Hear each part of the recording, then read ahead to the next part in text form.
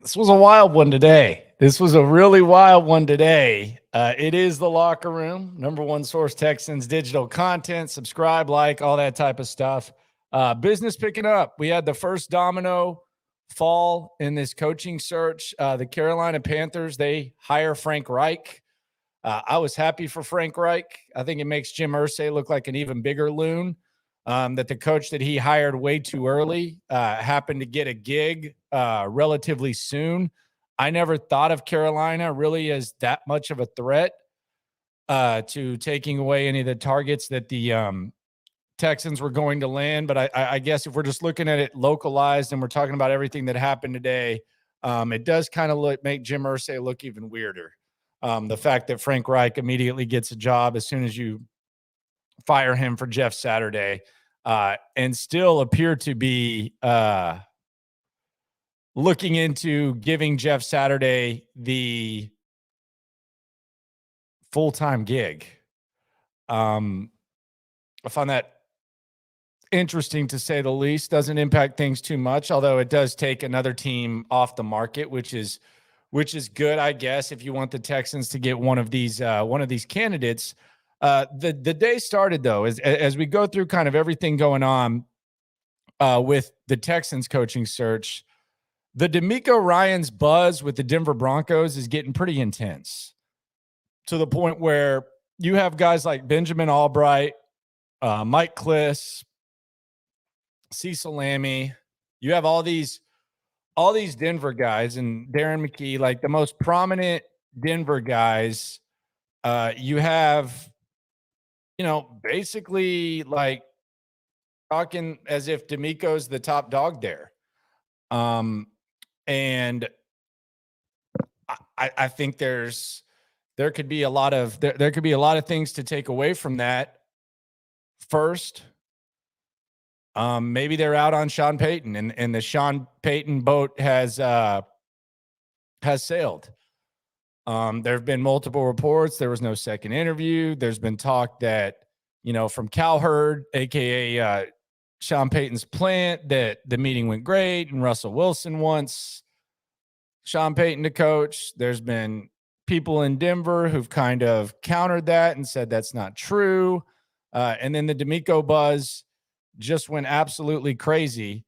And you had people going nuts with DeMeco Ryans.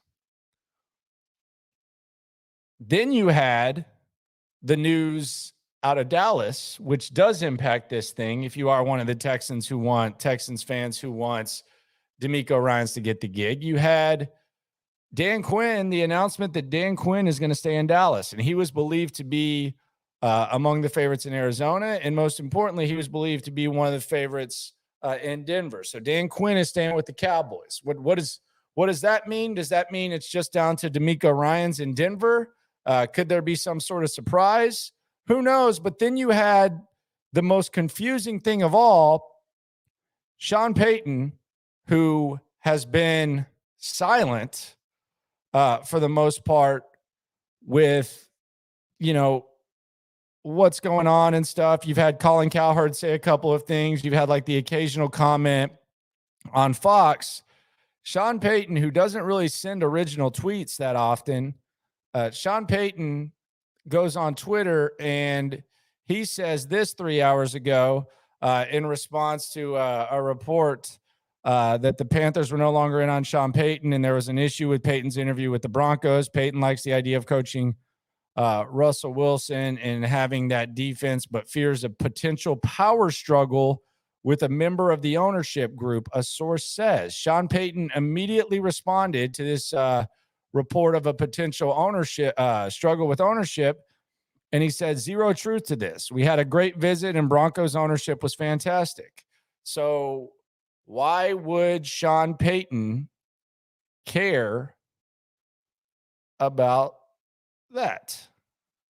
Why would Sean Payton care about that? Is Sean Payton, are the Denver Broncos playing games with Sean Payton? Are they trying to increase the pressure on Sean Payton? Is Sean Payton feeling like maybe he overplayed his hand and went into interviews a little bit cocky? as if he didn't have to be committal and he just kind of had to do his own thing. Why is Sean Payton trying to say how much he likes Broncos ownership all of a sudden? Is Sean Payton trying to get back in the mix? Does he maybe have a little bit more of an itch than he did before? Was he playing poker? Are the two sides playing poker? Do they want DeMeco? Do they want Sean Payton? Don't know. We just know they're not going to get Dan Quinn. We know the Texans have conducted second interview with Mike Kafka and Mr. Rivero. So that's what we know. There's all kinds of moving parts. There's all kinds of stuff to talk about. And DeMeco Ryans, some people have him as their top choice. Other people don't. Are the Texans now going to be going toe-to-toe with the Denver Broncos? Because if that is the case, outside of maybe using Walmart money and paying DeMeco Ryans handsomely, which I don't like, Cal McNair is damn sure not going to lowball him if they decide that that's the guy they want. Denver really doesn't have any advantage on the Texans as far as football goes. I mean, they have more prestige. They have ownership that hasn't made the mistakes that the Texans ownership has made. I mean, if you want to say that the Texans ownership has questions, okay, we can get down with that. I mean, the McNairs trusted Easterby. They allowed B.O.B. to do what he did. And the team's been one of the worst in football the last couple of years. That's fine. Although the last couple of years, there's been other stuff going on. But Denver's unproven. Like, we're not talking about going to Pittsburgh. We're not talking about going to New England. Like, let's not act like Denver has done anything. Denver hasn't even hired a coach yet. They didn't even hire Nathaniel Hackett. So, like, all this talk about, oh, well, he wants to go to stable ownership. You don't know that Denver's stable. You don't know that. There's nothing out there that proves that Denver is stable. Nothing. So that's giving them the benefit of the doubt, which is fine because they run Walmarts like that. They get the benefit of the doubt for that. I just don't understand. Like, maybe you like the way that they handle their business. Yeah, it's hard not to respect the people that run Walmart, but we've seen a lot of people who've run successful businesses that don't know how to run an NFL, an NBA, or an MLB franchise. So that's not an advantage. I mean, unless you're just saying the unknown is an advantage, then there you go. But they don't have that advantage. Furthermore, I think the Texans is a little bit different than what's happened the last couple of years. They've at least shown signs that because of a lot of their own doing, stuff is looking a little bit up. I mean, if I had my choice, would I go work for the McNairs over some of the other owners in the NFL? Probably not. And we haven't really seen, if stuff has changed and if it's going to go smoothly and stuff. We really, the last 2 years have been just about getting through the mud. But to act like the Broncos just have this stable ownership, that's ridiculous. They've done nothing. They've done absolutely nothing. Like nothing to prove that. I mean, there's signs that they might be able to, but there's nothing. And as far as what's going on the field, I mean, Russell Wilson, like, what are you, 2-3 years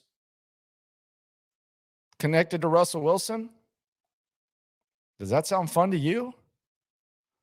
I mean, he appears cooked. He appears weird. I mean, if they could do that trade over again, they damn sure wouldn't do it. So you're committed to Russell Wilson for 3 years. You're in the toughest division in the league. You have two of the best quarterbacks in the league. You don't have very many assets. I mean, football-wise, and even Ben Albright is saying this. Ben Albright is saying that the Texans is more appealing from a football perspective, and that's Ben Albright. I don't think Ben has a Bronco bias at all. But I don't see any football advantage from Denver. Maybe there's a monetary advantage or whatnot, but I don't think there's like a football advantage one bit. So we'll see what happens. Denver's definitely putting the press on and they lost one of their top candidates, and Sean Payton appears to want back in, which could change stuff. But from a football perspective, I just don't see it. Unless you're just completely put off by the Texans, which I would respect that too.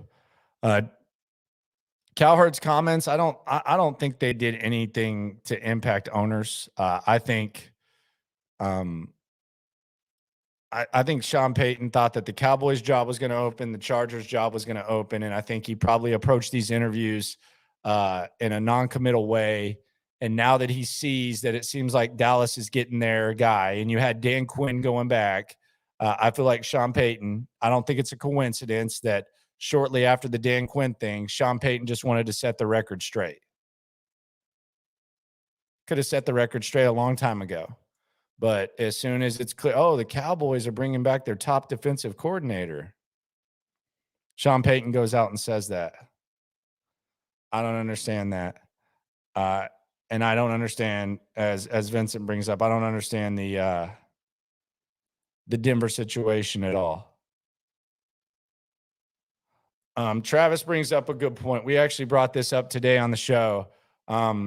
Texans fans have gotten way over emotional on Ryans. We have no idea if he's the best hire. Facts.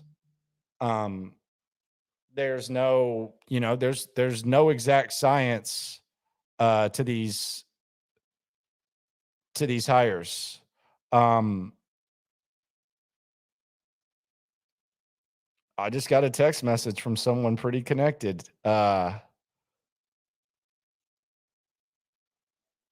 Okay. And I'm going to talk. He's going to come on the show tomorrow at 10 a.m. I promise this wasn't planned.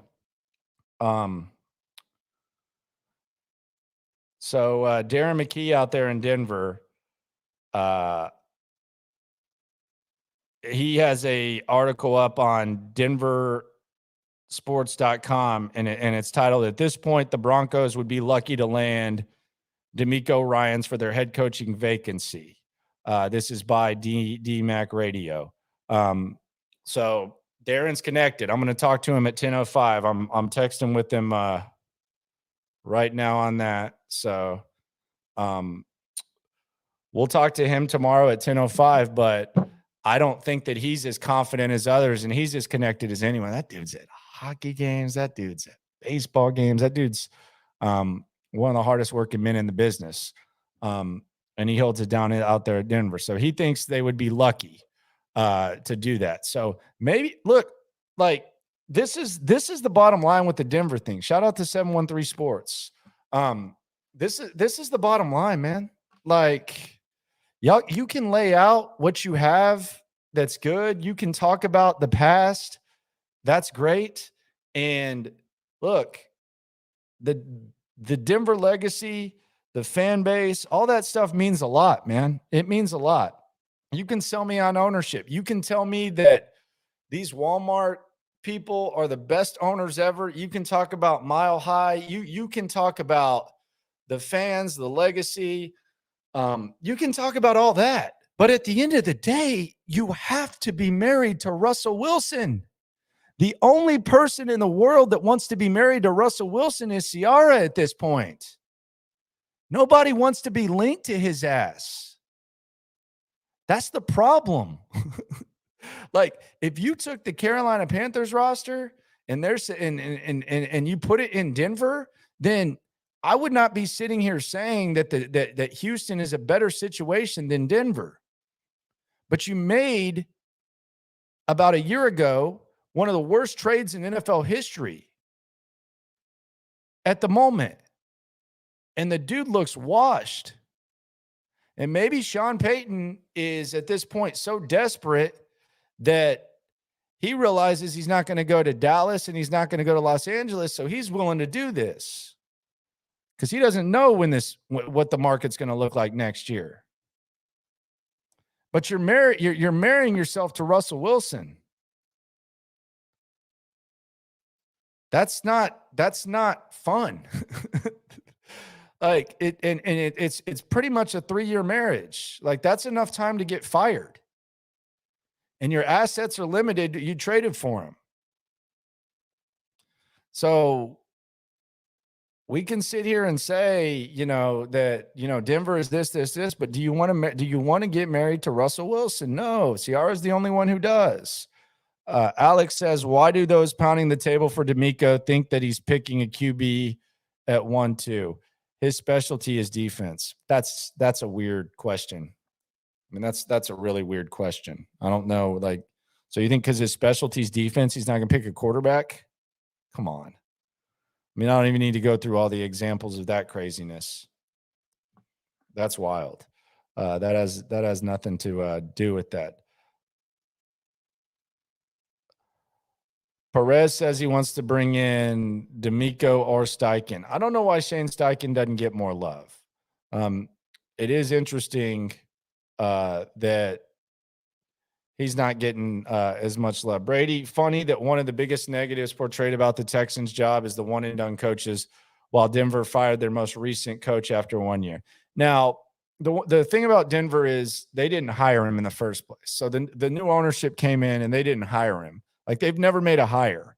They were willing to cut bait, which I actually think is a good thing about them. But I don't think the one and done thing is like a negative. Like, I sat right here and talked to Cal McNair about it. And I mean, they're not going to go one and done again. And the situation was a lot different than it is right now. So, this notion that, that's a negative. I actually don't think that's a negative at all.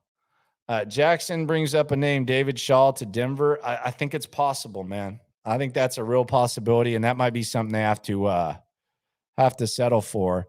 Condoleezza Rice is actually on the Denver ownership group in some way, and she helped David Shaw recruit at Stanford. Plus, do y'all think it's kind of weird that David Shaw just left Stanford? I mean, he was kind of struggling. I don't know if they were going to fire him or anything, but I kind of thought it was a little bit interesting. I could see him on the staff no matter what if he wants to coach. Greg says, as much as I want DeMeco here, Ben Albright hardly misses. Does he not? He hasn't pounded the table for DeMeco, though. Like, as soon as I see him pound the table, and I got Darren McKee on the show tomorrow at 10, he says they would be lucky to get DeMeco. We'll figure out what the hell that means. I mean, I think Albright misses sometimes. Sometimes he's very conservative with his predictions. You'll see tweets in the manner of like, yeah, it could be DeMeco, but they could circle back to Payton. He's pretty connected. But we'll see. He's not the only one saying the DeMeco thing. Teen Nguyen says, I think Payton overplayed his hand by asking for Belichick money and has to save face. Yeah, he definitely overplayed his hand. I think he anticipated that Dallas or Los Angeles was going to be open. And I actually think both should have been open, but they're not for whatever reason. So, yeah, I think it is weird that Sean Payton is all of a sudden trying to set the record straight.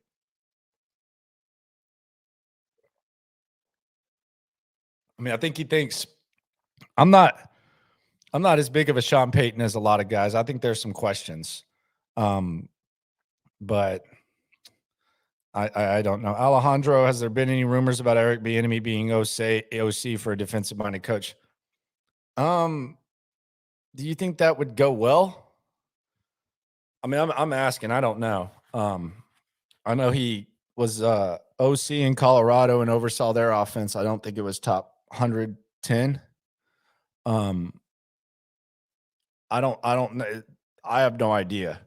I know I think Aaron Wilson, the way he worded it too, it came across as kind of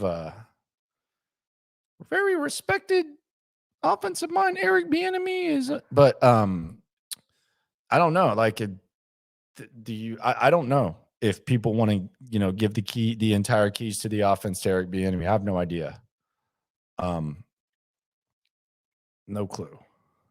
None. Nada. At all. Perez, listening to that interview from Cal and Hannah you took last night, they're just waiting for who's going to win the game before they'll choose. They can interview the winner and the loser. So we'll I wouldn't read too much into who wins or loses. Although I'll just go ahead and predict. I think Philadelphia is going to beat them. I think Philadelphia is freaking stacked. I think just the fact that San Francisco got to this point with Purdy is impressive. I'm not going to I wouldn't like bet the life savings against Kyle Shanahan, but I think Philly's going to win that game. Mark this and call me a dumbass if I'm wrong. It's okay. It won't be the first or last. Cam says Steichen not getting love because of Sirianni. Even if Steichen calls the plays, there's still that perception, I guess. But I mean, he was the OC in with the Chargers too. Herbert's rookie year, and he was definitely overseeing the offense. So this isn't the only example of him having success as a play caller that we have. And, that was the same thing they said. That's the same thing they say about the enemy and same thing they said about, Sirianni. How is Frank Reich the guy figuring it out? So, yeah, that kind of comes with the territory. And that's why Kafka's stock is a little bit higher because he went away. He went to New York and kind of proved himself. Steichen does have Love H-Town, as he brings up, more experience than Kafka, which I don't care. Like, I keep hearing he has this much experience or he has that much experience. Who cares? I mean, that's not, there've been like perfect resumes that haven't worked out. So there's no exact science to it, but yeah, he definitely does though. Rick P. So was Cal loose off of the juice last night? Why not? I mean, it was the Houston Sports Awards. I would hope so. They had an open bar. It was a good event. I think he's just relaxed, man. I think Cal just feels like better days are ahead. I think he's loosened up. I think he realizes that, everyone has the organization's best interest in mind right now. And he's also comfortable, man. He's comfortable with us. He's comfortable talking to us. He knows that we criticize him and he has no problem, coming through and cutting up a little bit. But yeah, it was a fun time yesterday. So maybe he was loose off the juice, or maybe he was loose off of Mike Kafka had a badass interview and hit it out the park juice. Maybe he had a double of that. Who knows? Sports Hulk. Are there any other Landry Lockers, sir? Come on, man. Kind of stuff are we what kind of stuff are we talking there? How many other Landry Lockers are there? It ain't Joe Johnson, of course.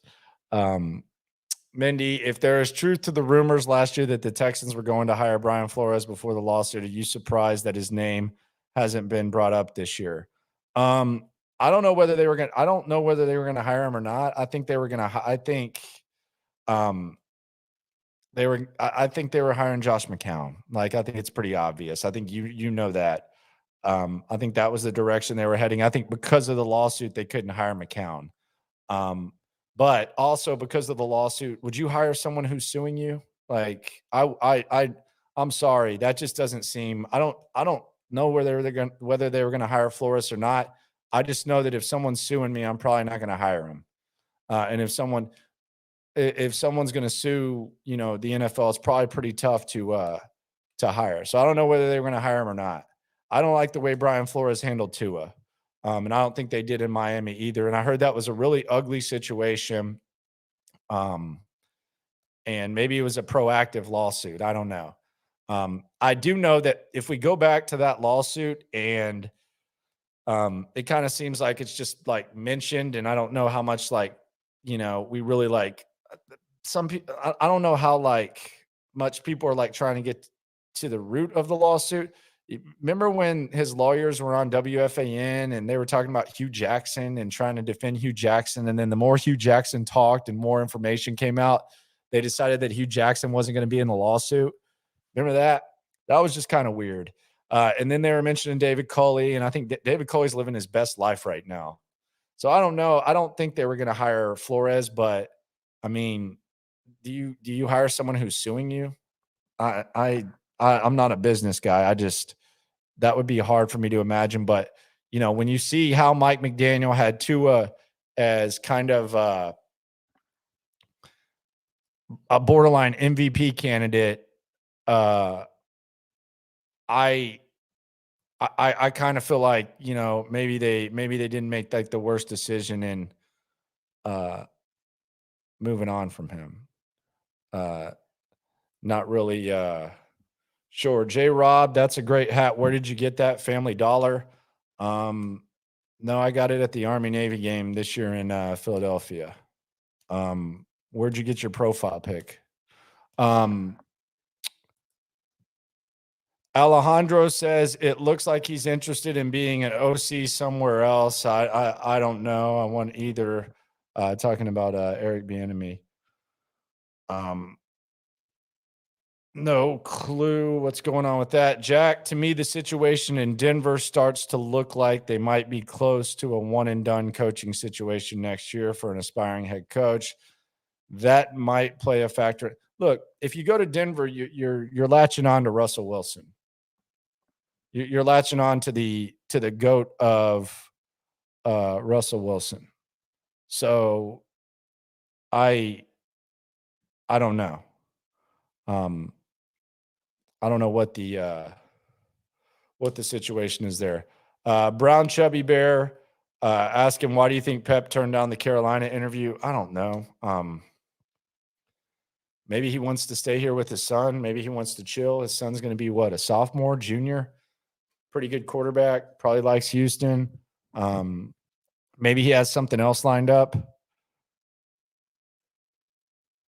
I have no idea on that. Cam talking about experience. In my opinion, the experience thing is kind of weird because no one has experience head coaching until they do it. Same with play calling, honestly. Exactly. And some people don't succeed that have experience, and some people don't have as much experience. They go out there and thrive. And some guys that are awesome offensive coordinators, they suck as head coaches. Norv Turner is always the example that comes up. Wade Phillips, although his head coaching resume isn't as bad as people act, but he's one of the best coordinators to ever do it. So, yeah, sometimes it's not really connected. Mike Vrabel, there were injuries. Obviously, Whitney Merciless and JJ got hurt, but he oversaw one of the worst offenses in our defenses in the NFL, and he went out there. He's been a pretty good head coach in Tennessee. So there you go. BR Gannon would be a great hire. Not that will get fans hyped, but he's just a good coach. Yeah, sometimes the reaction, the excitement, the pep rally factor doesn't equate to a good hire. So yeah, that's very possible. Gannon is a guy who I think people think that is because one of the Caserio favorites. I would think that Kafka might have something to say about that. I would think that he may have a little something to say about that. Brady says the thing about an offensive coach like Kafka, I've heard this theory, is you don't have to worry about losing your offensive identity when you lose an OC. So he's talking about an offensive-minded coach. Good coordinators don't usually stick around. It's very true. However, I would argue that a quarterback kind of keeps your identity. If you find the quarterback, if you draft the right guy at 2, you kind of keep your identity because it's easy to know what their strengths are and work. Like Justin Herbert he's going to be on his 3rd offensive coordinator, I believe, in his career. And I mean, do you think the Chargers are going to fall apart? Because they didn't fall apart when Steichen left. Lombardi was fine. I mean, he was still one of the best quarterbacks in the league, Herbert. So I wouldn't be too concerned about that if you have the right quarterback at all. Like that wouldn't necessarily really concern me as much as, a lot of people bring that up. So that would not at all concern me, to say the least. Someone was asking about the Cal and Hannah interview. I lost the comment. I think it was something about just people liking Hannah. Look, I like them as a team. I like that duo. I'm a big fan of that duo, for sure. Someone asked about Mike Kafka stock. Look, I don't know how the interview went. Lopez seems to think that Mike Kafka hit it out of the park. I think it's very possible. I think that Kafka is one of those guys who could easily interview very well. I call him TriStar. I'm gonna call him TriStar from now on, Coach TriStar, because he collects cards like at an intense level, like at the extreme nerd level, which I actually admire. A lot of my friends do that. I used to collect cards back in the day. As soon as it started getting into like grading and box breaks and all that stuff, I was out. But Kafka's still very, very heavily involved in the game. So I'm going to call him TriStar. I'm a big fan of what Kafka's got going. Big fan of I'm a fan of Kafka. I don't know that he's better than DeMeco at this point.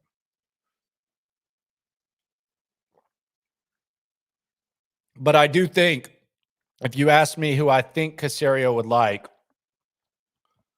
I think it would be Kafka. I think Kafka is a very, very strong possibility of Caserio liking him. When can the Texans schedule an interview with other candidates in the playoffs? I would assume Monday. You would assume correctly, sir. That is the earliest that they could schedule is Monday. So we'll see what happens there. Derek Carr, why all this report? There was no report. It was an article about long shot predictions. DJ Bianame of ESPN said that execs had said it. He later on deleted the tweet, and it was just one random unnamed AFC coach, kind of just talking about Derek Carr. And in it, he talks about David Carr's ties to the Texans. That was just the fondest time of Derek Carr's life. So I would put -1 trillion stock in anything that was said there. -1 trillion. No doubt on that. So I would put no stock in that. Kevin talking about Nick Caserio. Nick's job is in the hands of an unproven young coach. Tough place to be. Is it? If it's the right coach? I don't know if that's I think a lot of GMs have thrived in that situation. A young, unproven coach. I mean, his hiring old guys hasn't really paid off. So I don't know that that's a tough place to be at all. I actually think it's a good place to be as far as hiring a coach. For sure. T1908, was Jack Easterby at the party? You know better than that. I don't even think Jack's in town anymore. I don't know where he is. I think he's is he from South Carolina? He's definitely not there. Yes, they can interview Ryans, Gannon, or Shane Steichen after Monday. They'll just have to work with the teams. But obviously, the team that's out, there would be no stipulations. Someone asks, B. Rios, who would you say is a better candidate, Steichen or Kafka? Jeez. I'm very intrigued by Kafka. I like Steichen too. He doesn't look, there's a lot of good candidates. There's not really anyone that I say, oh crap, I don't want that guy at this point. With where we're at, there's just a lot of really, really good candidates. I think we can put Ivero out. I think he's gone, but I like Steichen and I like Kafka, but I'm probably a little bit more Kafka, a little bit more TriStar than Steichen. Although, man, Steichen's got multiple bodies of work. I would like, if they do bring in Gannon, it would be interesting if they could bring Johnson as the OC, the quarterback coach out there now. So maybe you could kind of double dip into Philadelphia where you have Gannon and him, but I don't know. I don't know who Jack was with. Who knows? Probably trying to figure something out. Denver stealing Ryans from the Texans. I just don't understand what DeMeco would be looking for. Would it be an extra few $1,000,000? The other thing about DeMeco that is different than these other coaches, I don't know how much this matters. I mean, it's easy for my dumbass to say, well, what's the difference between $2 or $3 million? And I don't even know that Denver's going to outbid the Texans. Like if the Texans want their guy and they have to get in a bidding war, they're going to get in the bidding war. And they'll be willing to spin the bread. Cal McNair's not scared to spin the bread. But what would DeMeco Ryans made? I think over $40 million as a player, and he's made how much ever in endorsements, investments, and whatever. And he's been a coach too, so he has a decent thing going for him there. So I wouldn't think that it would impact him as much as anyone else, but that's easy for my ass to say again. I'm not turning down an extra 7 figures for a gig. T says they should trade 12 for Justin Fields to do what? I don't know about that. I look, if you had Justin Fields in fantasy, congratulations to you. Does he have the weapons around him in Chicago that he needs to be able to be fully evaluated? No.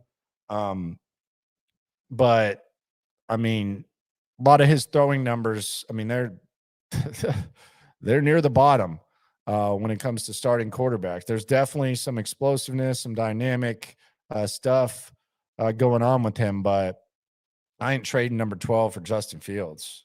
I mean, that's insane to me. It's not quite as bad as the talk about, trading for Trey Lance coming off this injury, but yeah, number 12 for Justin Fields. I'm kind of good on that. What type of offensive system suits Bryce Young? Him and Hurts aren't alike at all. Hurts is a hell of a lot better runner than Bryce. I mean, Bryce is not a stiff, but Bryce is not a guy that's going to run the rock. If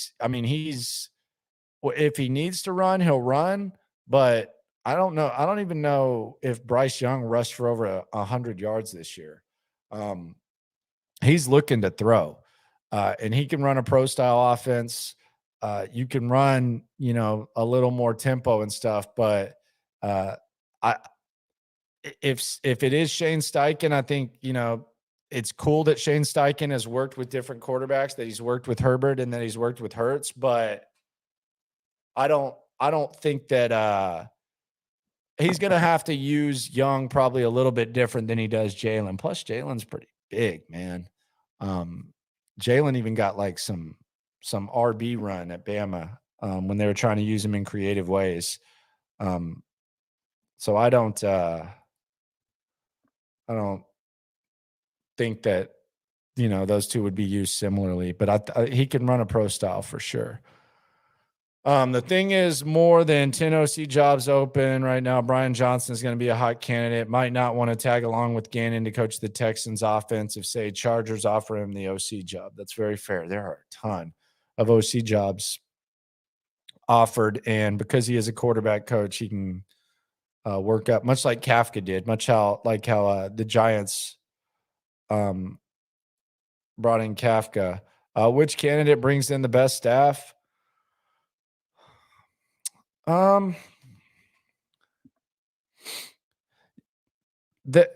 popular choice early on in that was like Gannon because of all his ties, but between Frank Reich getting his gig, between Brandon Staley keeping his gig, I don't think there's really like one candidate who has like a huge advantage. And quite frankly, we don't know who the staffs are going to be. So I don't really know if there's like one guy you can say this guy brings in the staff because quite honestly, we don't know. Um, we don't know what each one is going to bring. OY says Hannah and Cal looked happy. They are happy, man. It's a good time to be alive, man. It's a good time to be alive. Good time to be following the Texans. I'm happy you are riding along. By the way, like the video, subscribe, spread the word, spread the love, and download the Odyssey app. Listen on Sports Radio 610. Darren McKee tomorrow. He's going to have some interesting things to say right off the top at 10 from 104.3 in Denver about DeMeco Ryans. BCB, I know you will likely disagree with this. How do you know that? But I think if we get Shane, we could choose Stroud over Bryce. I would love to hear. I'm going to have to go listen to your stream or scroll through why you think that Shane Steichen would like Stroud over Bryce. Intrigued to hear that. I don't know. I also wonder, like, because he has an opinion on it. Does Nick Caserio already have his mind made up as to who he wants to take it to? So, like, let's say that, and I mean, Nick's watched all the tape. Nick's a workaholic. I can say a lot of things about Nick. Nick's a workaholic. And he's going to know about every prospect. That's not to say he's going to draft the right guys all the time, but he's going to know about every prospect. I wonder if, he has his idea of who he wants to take it to. And when he asks Mike Kafka or Shane Steichen or DeMeco Ryans, what quarterback do you like here? I wonder if what they say and how they say they would use that guy and how they envision that guy, I wonder if that adds to it. It might not. And maybe he can be talked out of it. Maybe there can be like an open dialogue. But I do wonder how he looks at that. Who would you take 12th, or would you trade back? Look, I think they need as many offensive weapons as possible. I think this should be the offensive draft. I would take Bijan Robinson at 12, and he might not be there, but if he is, you can use him in the slot along with Mechie. You can use him and Dameon Pierce as like a two-headed monster. And then in the second round, you can get some really good receivers. Mims out of Oklahoma, close to the top of my list. I think he would be a steal. But if Bijan's not there and he's gone, and I could easily see Philadelphia or Atlanta or someone taking him because they know how to use them, I would go receiver there. And my guy is Smith and Jigba or Addison. Those are my two receivers. I think people, to quote Roy Jones Jr., y'all must have forgot about Jackson Smith and Jigba, because that dude last year, and you could have asked anyone at Ohio State who the best receiver was. And if you go back and watch the Oregon game last year, the Rose Bowl 2 seasons ago, and watch Jackson Smith and Jigba, and then tell me who was better, because that was a wide receiving room with Marvin Harrison, Garrett Wilson, who's the offensive, probably gonna be the offensive rookie of the year, and Chris Olave, and he was the best. Had a hamstring this year. There was a lot of caution of him sitting out, but for damn sure, Jackson Smith and Jigba, I think we're forgetting about that. We need to get our minds right there. Cal and Hannah watch the locker room. I think they do. I think a lot of people do. Appreciate y'all for writing down. Ricky's already talking about Caleb. God, doing this. Why are we doing this? What are we doing? What are we doing with our lives?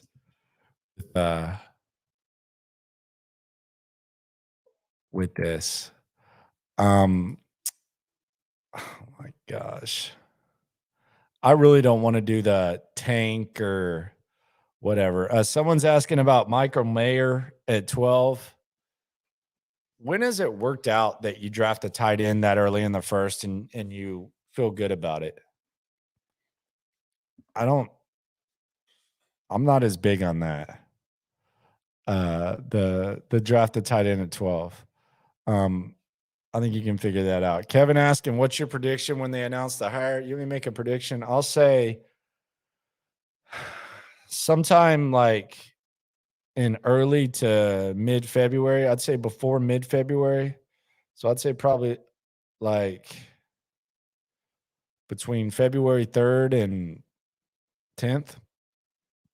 If I had to guess, February 3rd and 10th would be the date. Probably. I would that would probably be my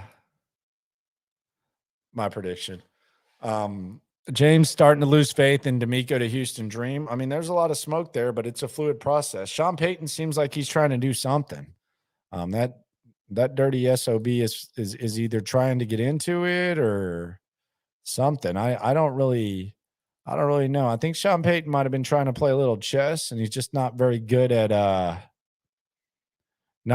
chess. That's that's what it feels like here. Is that maybe he kind of overplayed his hand a little bit and thought that, everyone was just going to be begging him. But I think he thought Dallas or the Chargers was opening up, and then he didn't know. So we have the betting odds for the Texans head coach, and Patrick Storm actually put these up. There was a point where DeMeco was the favorite, and then it kind of shifted to Jonathan Gannon. Mike Kafka has had a significant jump. The one thing I will say about coach betting odds is that whenever they get like a really, really large bet, I do wonder how much it shifts. But right now, Jonathan Gannon's the betting favorite at plus 200. It was DeMeco Ryans at plus 250. So maybe they're just trying to get some sort of action. I don't know. Texans coaching odds and all that type of stuff. Betting odds are weird to begin with, but those types of betting odds are just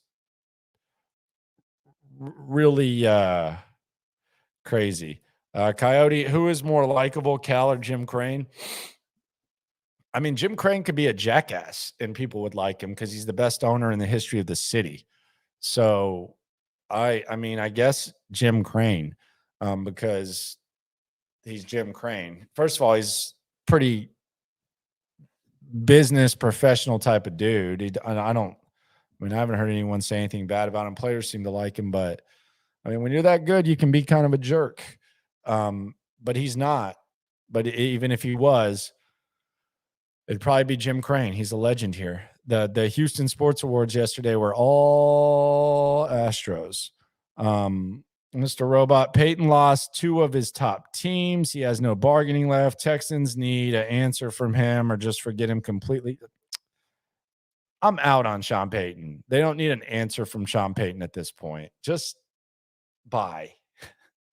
Go figure something out. Go be boring on Fox or do whatever you got. Do whatever you got to do. Go beg for the Denver job.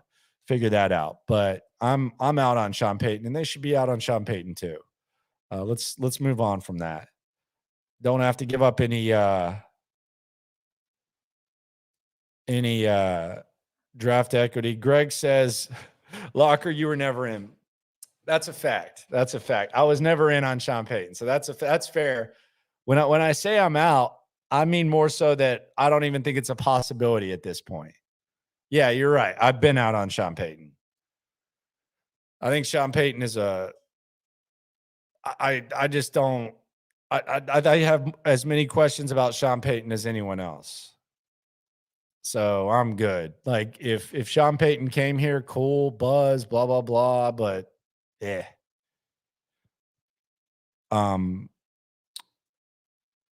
PP says this guy will complete. I guess you're talking about me. Will completely switch what he's saying if Sean Payton gets hired by the Texans.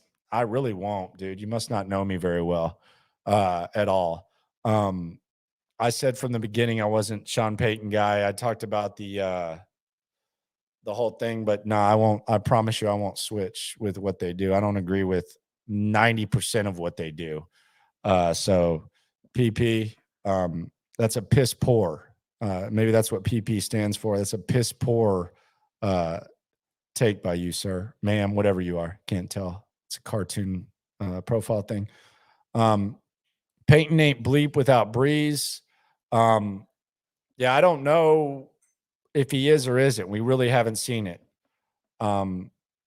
So I have no idea what he is. I do think it's worth asking, like, what is he without Drew Brees? I know if Drew Brees were still playing, he'd still be coaching, especially if he were still really good. Jay's asking, do you feel like the Panthers coaching hire was rushed compared to the other teams that are still doing searches? No, I think Panthers got a hell of a hire. I think I don't know why a team like Denver or something like that wouldn't have tried to do it. I don't think there was a rush at all. Frank Reich should have never been fired by the Colts. He should have at least been able to play out this season. I think Jim Irsay resented the fact that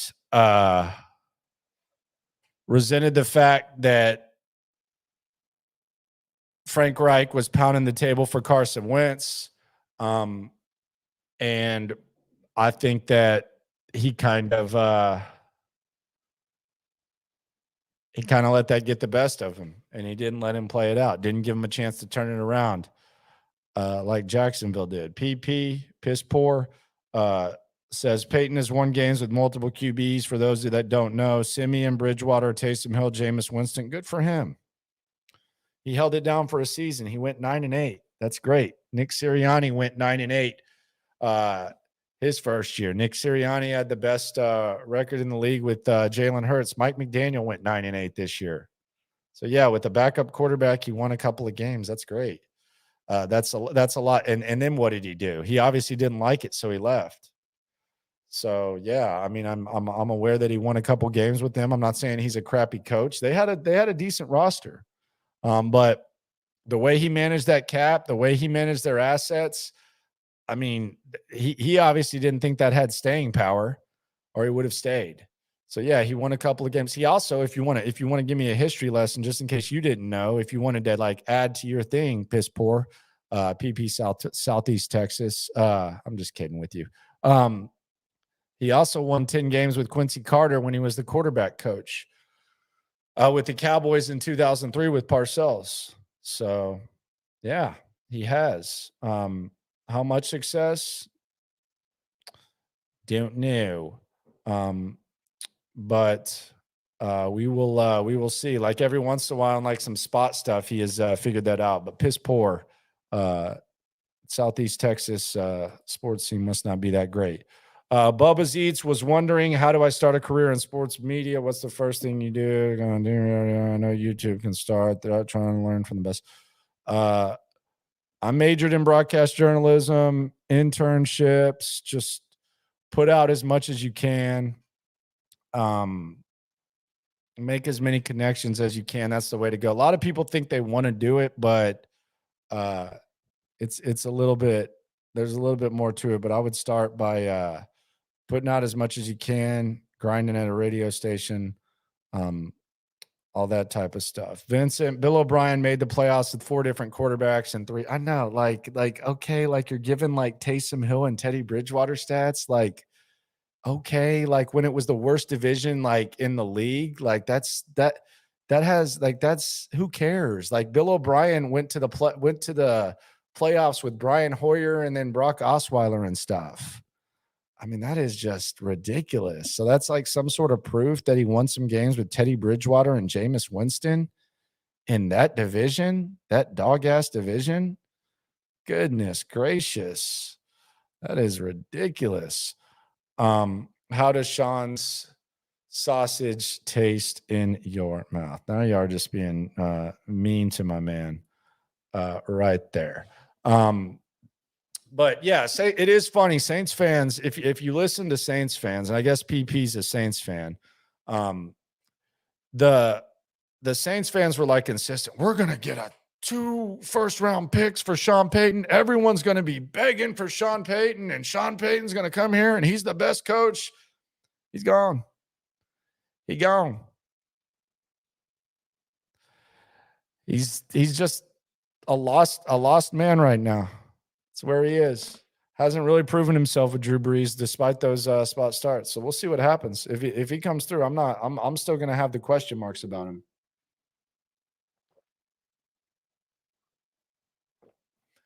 Still going to have the question marks about him.